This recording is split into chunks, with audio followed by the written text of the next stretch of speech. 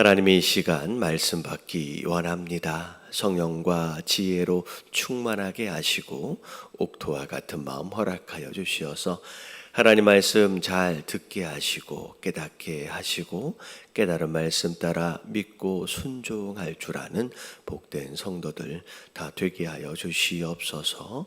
이 모든 말씀 우리 주 예수 그리스도 이름으로 감사하며 간절히 기도드리옵나이다. 아멘. 저는 말씀은 시편 146편입니다. 시편 146편.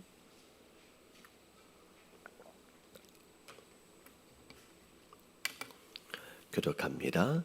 할렐루야, 내 영혼아 여호와를 찬양하라.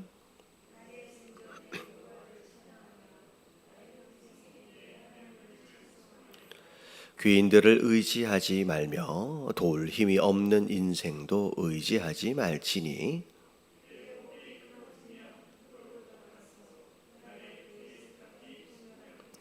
야곱의 하나님을 자기의 도움으로 삼으며 여호와 자기 하나님에게 자기의 소망을 두는 자는 복이 있도다.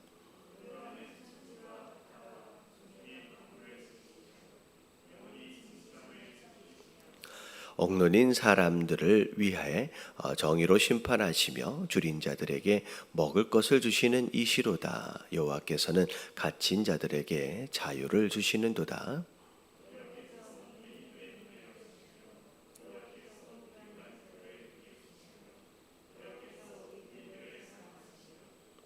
여호와께서 나그네들을 보호하시고 고아와 가부를 붙드시고 악인들의 길은 굽게 하시는도다.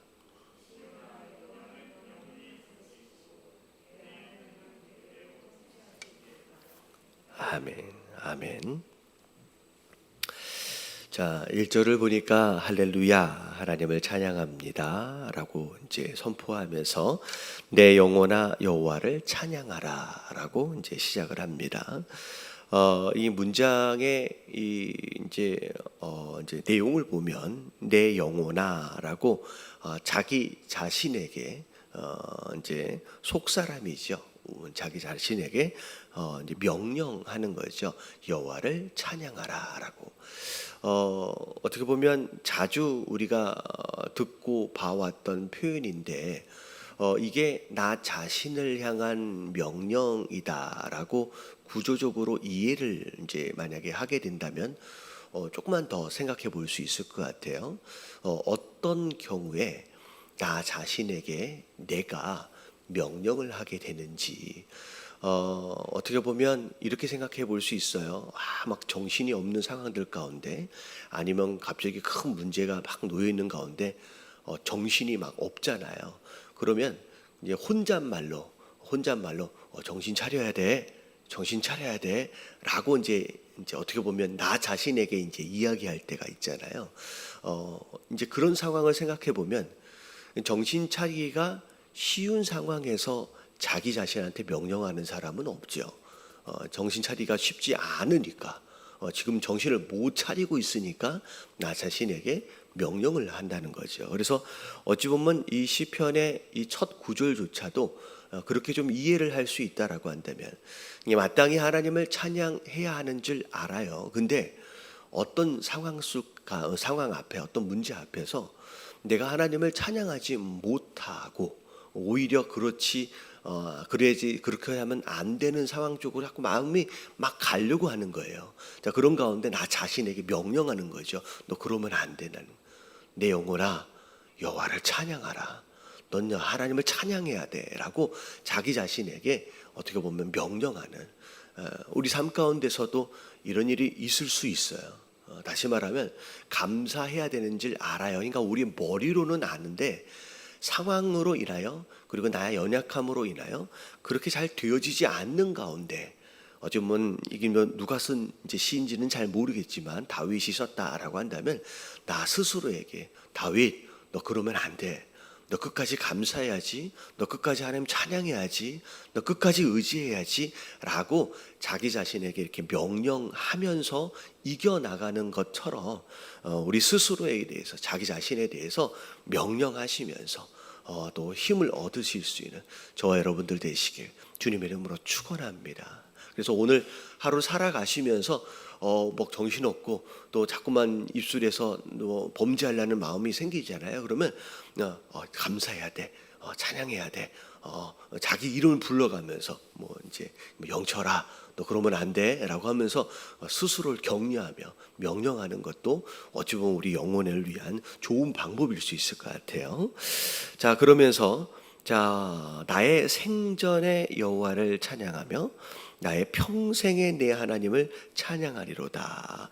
생전이 됐든 평생이 됐든 이게 비슷한 표현이에요. 어떻게 보면 생전은 영어로 보면 all my life라고 나오고 평생은 as long as life라고 나와요. 그러니까 내가 살아가고 있는, 내가 숨을 쉬고 있는 모든 날을 내가 살아있다라고 한다면 이 찬양을 멈추지 않으리다 라고 결단을 하는 겁니다. 그래서 자, 그렇게 이제 찬양을 해요. 자, 그 다음에 이제 3절을 보면 귀인들을 의지하지 말며, 자, 어려움을 당하게 되면 자, 먼저 귀인이라고 하는 건 영어로 보면 프린스라고 나와요. 이제 왕자들이죠. 어떻게 보면 능력 있는 자, 힘 있는 자, 권력을 또 가진 자, 어떻게 보면 의지할 만한 그런 자들이에요. 근데 그런 자들 내가 의지하면 안 되지라고 스스로 얘기하는 거예요. 자, 그리고 도울 힘이 없는 인생도 의지하지 말지니. 여러분 이거는 이제 한국말이기 때문에 이렇게 쓰여졌어요. 도울 힘이 없는 사람을, 어떤 인생을 왜 의지하겠습니까? 근데 자, 이거는 이제 문장이 도울 힘이 없는 이라고 하는 이 부분이 뒤로 따로 떨어져 있어요. 그래서 어떻게 이제 이걸 이해하시면 되냐면 힘이 있어서 도울 수 있는 그런 귀인이라고 할지라도 우리가 의지하면 안 된다. 나는 의지하면 안 된다. 그리고 인생들을 의지하면 안 된다. 다시 말하면 귀인이라고 할지라도 결국은 뭐에 불과한 거예요? 인생에 불과한 거죠. 그리고 귀인이라고 할지라도, 그리고 어떤 인생이라고 할지라도 우리가 의지하면 안 된다라고 얘기하면서 뒤에 도울 힘이 없는 이게 붙어오는 거예요. 그래서 귀인이라고 할지라도 모든 인생들은 우리가 의지할 수 있는 게 아니라는 거예요. 도울 힘이 없는, 이렇게 뒤에 나와요. 그리고 나서 자, 4절부터를 보면 왜 우리가 귀인이라고 할지라도, 그리고 인생이라고 할지라도 우리가 의지하면 안 되는지에 대한 이유가 나와요. 자, 그의 호흡이 끊어지면 이라고 나와요. 그러니까 자기가 언제까지 살지 몰라요. 그래서 자기의 생명이 호흡이 딱 끊어져 버리면 자, 결국은 뭘로 돌아가냐면 흙으로 돌아갈 수밖에 없고, 그날, 그러니까 돌아가는 딱 그날이 되면 그의 생각이 소멸하리로다라고 나와 있어요. 여러분 여기는 생명이라고 아니에요. 그의 생각이라고 나왔는데 영어로 보면 이게 플랜이에요. 다시 말하면 계획이거든요. 그러면 아무리 실력 있고 능력 있고 귀인처럼 도울 힘이 있던 자들이라고 할지라도 호흡이 딱 끊어져 버리는 순간 흙으로 돌아갈 수밖에 없을 뿐만 아니라 그가 아무리 거창한 계획들을 세워놓고 준비를 다 해놨다라고 할지라도 결국 어떻게 돼요? 그냥 없어져 버리는 거예요. 그게 인생이라는 거예요. 그게 귀인이라고 할지라도 그게 인생의 한계라는 거죠. 그러니까 우리는 절대 뭘 의지하면 안 돼요. 사람을 의지하면 안 된다. 사람 바라보면 안 된다. 라고 다윗이 스스로 얘기하는 거예요. 이걸 얘기하는 이유가 뭐겠느냐는 거예요. 이게 사람은 어쩔 수가 없어요. 연약하고 급하고 다급하면 결국 사람 의지하려고 그러고 사람 붙들려고 하는 그런 마음이 있는 거죠. 아니야, 사람은 결국 이런 존재일 수밖에 없어 라고 얘기하면서, 자, 그러면 결국 우리가 의지해야 될 사람, 될 분은 누구냐? 자, 5절을 보니까 야곱의 하나님을 자기의 도움으로 삼으며 라고 나와 있어요. 자, 야곱의 하나님, 어떻게 보면 하나님에 대하여 어떻게 보면 수많은 사람들을 생각해 볼 수 있을 것 같지만 왜 이 시편 기자는 야곱을 떠올렸냐? 어떻게 보면 굉장히 어려움이 많았던 이제 인생이 야곱이었잖아요. 그럼에도 불구하고 끝까지 하나님 함께 하심으로 인하여 결국은 이스라엘이라고 하는 이름을 주시면서 야곱의 인생을 존귀하게 세워가셨거든요. 그러니까 인생의 시작, 야곱은 야곱으로 시작됐어요. 야곱의 이름이 발 뒤꿈치를 잡은 자잖아요. 그냥 사기꾼이에요. 거짓말장이에요. 그러니까 결국은 야곱으로 시작되어진 이름이 결국은 뭘로 마무리가 되냐면 이스라엘로 마무리가 되잖아요. 그게 야곱의 능력이나 야곱의 힘, 의지를 가지고 되어진 게 아니라 철저하게 하나님의 어떤 은혜로 말미암아 된 거잖아요. 그러니까 그걸 기억하는 거예요. 야곱이 이스라엘 되어질 그 야곱을 그렇게 만들어 주셨던 그 하나님을 기억하면서 야곱의 하나님을 도움으로 삼는 자, 그리고 여호와 자기 하나님에게, 자, 야곱의 하나님으로 머물러 있으면 안 되죠. 그 야곱의 하나님은 다른 사람의 하나님이잖아요. 근데 그 하나님이 자기 하나님이 되는 거예요. 그 하나님이 내 하나님이 되어져서 자기의 소망을 그분에게 둘 수 있는 자는 뭐가 있대요? 그 사람은 복이 있다라는 거죠. 사람을 의지하면 안 되고 하나님을 의지하는 사람이 진짜 복된 사람이다라고 왜 얘기하는 거예요. 그러면서 6절서부터 나오는 이야기는 왜 하나님에게 소망을 둔 자가 복이 있는지에 대한 이유들이 나와요. 하나님이 어떤 분이시기 때문에 그러니까 인생은 의지하면 안 된다 그랬잖아요. 인생을 의지하면 안 되는 이유가 한 절이 나오고 하나님을 의지해야만 하는 이유, 그게 복이 되는 이유들에 대해서 저기 9절까지 쭉 이야기가 나옵니다. 왜 하나님을 의지하는 것이 복이 되느냐? 자, 첫 번째, 하나님은 어떤 분이에요? 천지와 바다와 그 중에 만물들을 뭐 하신 분이에요? 만드신 분이에요. 지으신 분이에요. 하나님은 창조자 하나님이에요. 그래서 이 시편 안에 시작점도 결국 창조 신앙이에요. 하나님이 이 세상을 만드신 것이 아니에요. 어떻게 보면 이 세상에 수많은 힘 있는 신들이 있다라고 할지라도 이 세상을 만든 신보다 강할 수는 없죠. 이 세상을 만든 신보다 능력이 있을 수는 없죠. 하나님은 일단 이 세상을 만드신 분이라는 거예요. 물론 그 안에 만드신 모든 천지 만물들 가운데 우리 인생도 포함이 되어 있어요. 여러분, 우리 인생을 만드신 분이 제일 우리에 대해서 잘 알고 계시겠죠. 제일 사랑하시고요. 그래서 그런 분이라는 거예요. 그리고 영원히 진실함을 지키신대요. 여기서 진실함은 faithful, 신실하심, 약속을 지키시는 분이에요. 그런 능력 있는 분이 영원히 변치 않고 우리와 하신 약속을 지키고 계시는 분이라는 거죠. 그래서 창세기 3장에 여자의 후손을 통하여 뱀의 머리를 밟으시겠다라고 하셨던 그 약속을 결국은 수천 년이 지났음에도 불구하고 잊지 않으시고 예수 그리스도의 십자가로 자기의 생명을 내어주시기까지 하시면서 약속을 지키신 분이 바로 창조주, 바로 그 하나님이라는 거죠. 영원히 변치 않으시는 신실하신 분이라는 거예요.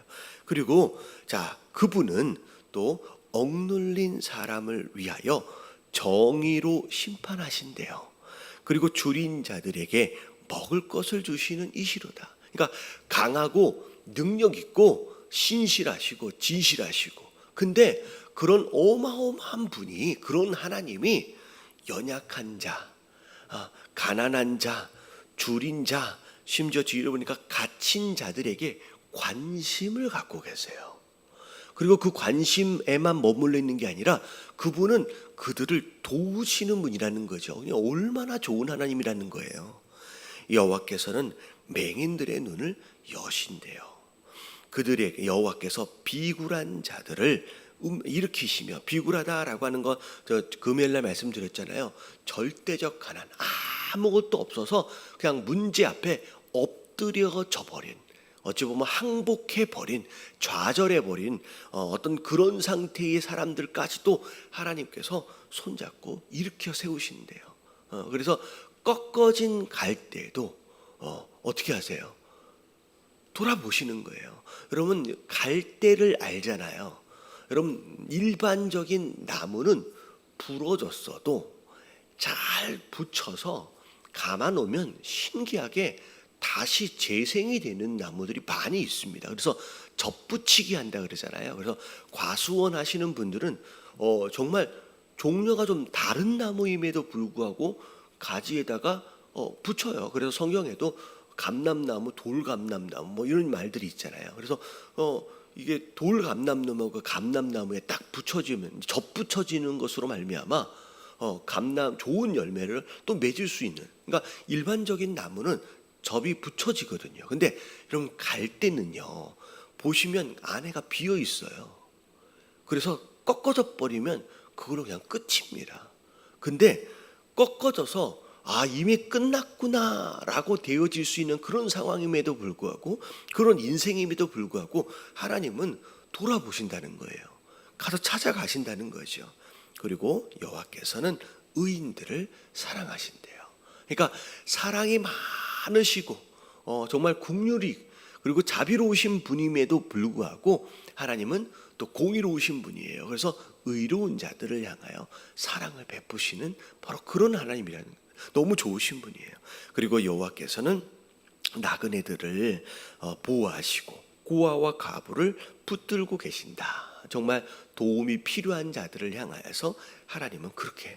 하지만 이제 만중에 이제 악인들의라고 거기 앞에는 밭이라고 그러나가 붙어 있어요. 그러나 그런 좋은 하나님이지만 모든 자들을 향하여서 다 좋게 하시는 분은 아니라는 거죠. 자, 누구를 향하여서? 악인들의 길은 굽게 하시는도다라고 나와 있어요. 자, 근데 이 마지막 요 구절이 참 은혜가 되는 게 뭐냐면, 악인들은 다시 말하면 악을 행하는 사람들일 거 아니에요. 그러면 악인들에 대해서는 앞에 나와 있는 것과는 다르게 이렇게 나쁘게 행해 주신다든지 이렇게 이제 뭐라 그럴까요? 그렇게 해 주신 것처럼 이제 그렇게 여길 것 같은데, 악인들의 뭐를 굽게 하신대요? 길을 굽게 하신대요. 그러니까 이 표현은 악인 그 존재 자체를 하나님이 미워해 버리시는 게 아니라, 그 사람이 계획하고 그 사람이 가는 길들이 잘못된 길이니까 그렇게 가지 않게끔 막으신다는 거예요. 그러니까 어떻게 보면 그분이 만드신 모든 인생들, 모든 만물들을 향하여서 하나님은 다 좋게, 어떻게 보면 다 잘해주고 싶으신 거예요. 심지어 악인들을 향해서도 그 길을 가지 못하도록 그 길을 막으시고 굽게 하셔서 결국은 그 악인들조차도 돌아올 수 있게끔의 기회들을 허락하시는 바로 그런 하나님, 어떤 그런 하나님이 이 이제 문장 안에 이제 숨어 있는 거죠. 우리가 잘못된 길을 간다라고 한다면 우리를 그냥 미워해 버리시고 너는 안 되겠다라고 버려 버리시는 분이 아니라, 우리가 그 길을 가지 못하도록 이렇게 만지시고 꺾으시는 가운데 끝까지 돌아보시는 분이 바로 그런 하나님이라는 것이죠. 그래서 시온아, 여호와는 영원히 다스리시고 내 하나님은 대대로 통치하시리라. 여러분, 이런 하나님이 왕되어 주셔서 우리를 통치하신다라고 한다면 이게 얼마나 좋은 인생이 되고 그 나라는 얼마나 좋은 나라가 되겠습니까? 그러면서 이 많은 이유들을 이야기하면서, 그러니까 하나님을 의지하는 사람이 뭐가 있다는 거예요? 복된다라고 이야기를 하는 거예요. 자, 오늘 이 말씀을 통하여 우리 하나님, 나의 하나님이 어떤 분이신지에 대하여 다시 한번 또 새겨가시면서, 하나님 진짜 복되어진 것이 어떤 게 복이냐, 복 받길 원하잖아요. 뭐 기복신앙 얘기하는데, 여러분, 우리는 무조건 복을 받아야 돼요. 근데 뭐가 복이냐? 돈 좀 더 번다고 그게 복이 아니라, 좋은 집 산다고 복이 아니라, 좋은 차 탄다고 복이 아니라, 자, 누굴 의지하는 거예요? 하나님을 의지하는 것 그 자체가 이미 복이다라고 하는 거 여러분 기억하시면서, 여러분 오늘 함께 기도하실 때, 하나님, 내가 또 문제 앞에 또 흔들립니다. 또 내가 또 엎드려지려고 합니다. 내 영혼아, 여호와를 찬양하라. 내 영혼아, 여호와를 찬양하라. 감사하라. 라고 스스로 명령하시면서 오늘 하루 승리하시는 저와 여러분들 되시길 주님 이름으로 축원합니다. 우리 다 같이 주님 한번 부르짖고 통성으로 기도합니다. 시작. 주님, 하나님 감사합니다.